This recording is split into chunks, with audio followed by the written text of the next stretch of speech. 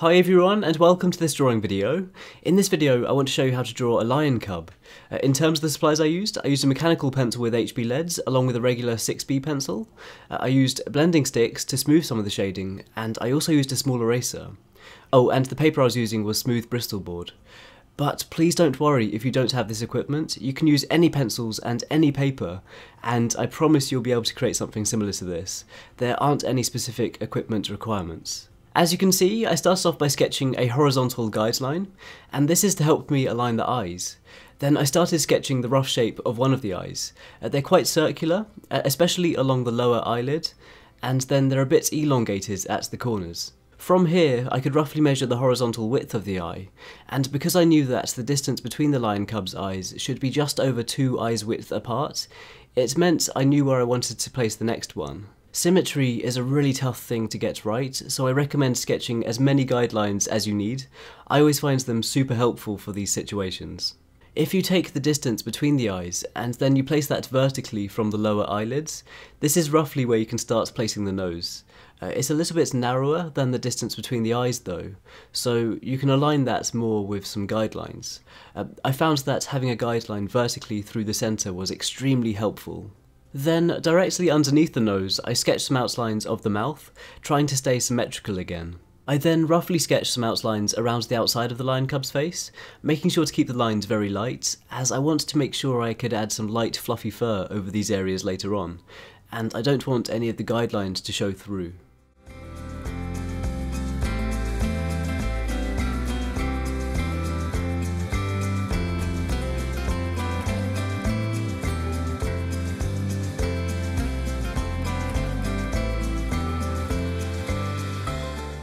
If you take the distance between the top of the eyes and the mouth, and then you measure that upwards from the eyes, that's where you can start roughly sketching the top of the head. And then I also sketched some ears here. They're quite rounded, and they don't have any sharp points.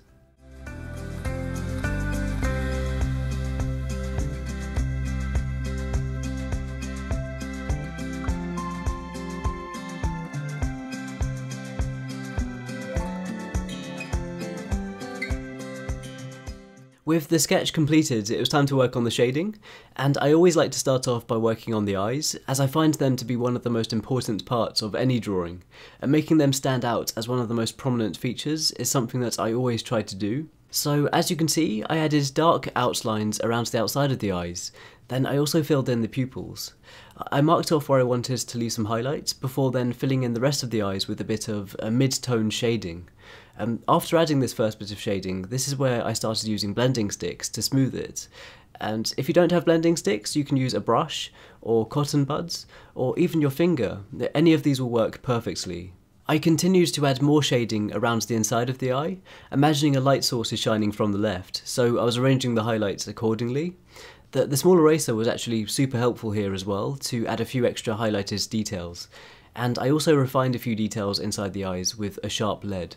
Actually, I also added a bit of mid-tone shading to the lower eyelids as well. For the nose, I used a 6B pencil to add some dark shading, then I blended that with blending sticks, but I made sure to leave a small highlight on the left side to give it a nice and shiny texture. Then I also added a bit of rough shading within the mouth.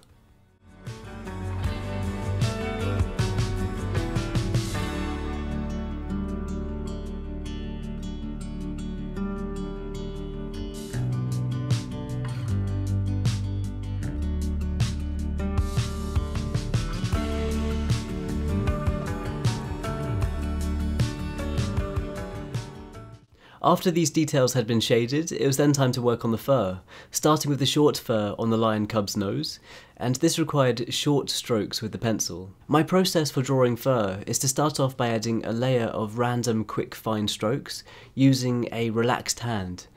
And then once that layer has been added, I'll use a blending stick, making sure to use it in the same direction that the fur is flowing. Then I'll use a small eraser, in the same way I was using the pencil, to add another layer of random quick fine strokes. Then I repeat this process a few times to develop some layers.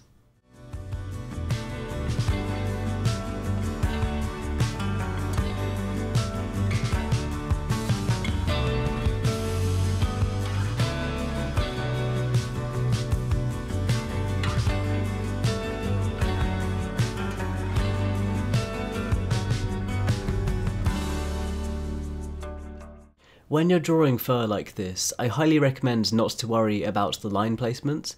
I like to have some reference photos in front of me, but when it comes to drawing the fur, I don't try to copy it. I think it's so much better to not overthink the process. Fur is always moving and changing in the wind anyway, so if you randomly draw quick fine strokes with a relaxed hand, your drawing will look so much more natural than if you were to overthink it and try to place exact lines in certain places. I find that if I try to copy fur exactly, the end result will always look a lot more awkward, so that's why I recommend approaching this in a much more relaxed and chilled out way. Another thing to keep in mind is the direction of the fur, so that's one area that I found having reference photos to be extremely helpful. For the area around the mouth, I added a little bit of light shading with blending sticks, then I added most of the fur with the small eraser. Another thing that I enjoy doing in drawings like this, to add a bit more depth, is to add some fur overlapping some areas of shading. So using the small eraser, I overlapped the shading within the Lion Cub's mouth with some highlighted fur.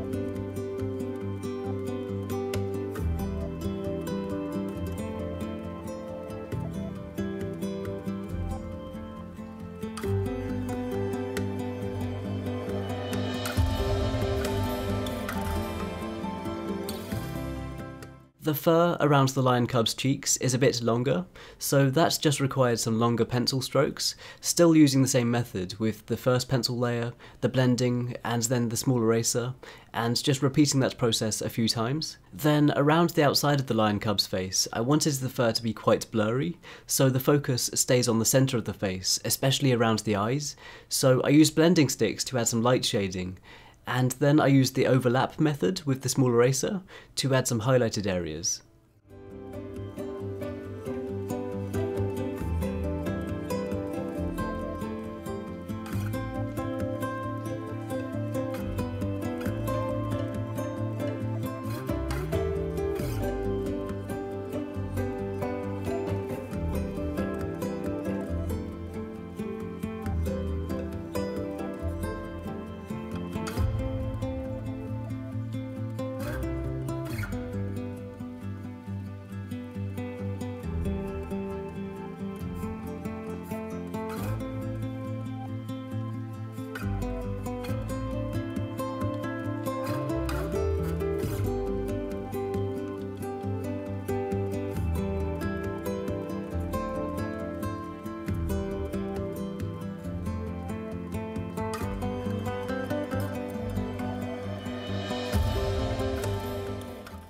Continuing around to the top of the head, I added a few of the fur markings above the Lion Cub's eyes, and then I continued outwards with the softer lead of the 6B pencil, using even longer pencil strokes this time, and in this case the Lion Cub's fur gets quite curly and a bit matted. So I used the same fur technique here with all the layers, but the lines needed to be a bit longer and much more curly, and I also refined some of the texture within the fur with a sharpened lead.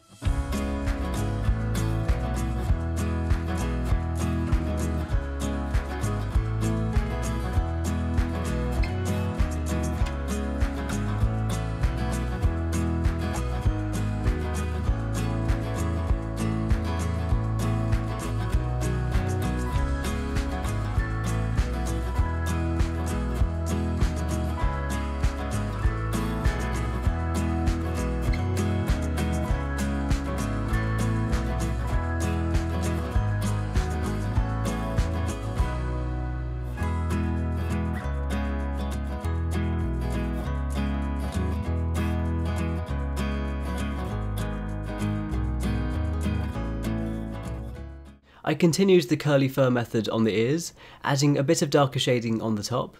Then I also added some dark shading within the ears, so I could use the small eraser to overlap this shading with more layers of fur, and this really helped to add more depth in those areas, and I feel like it really helps to place the ears on the head.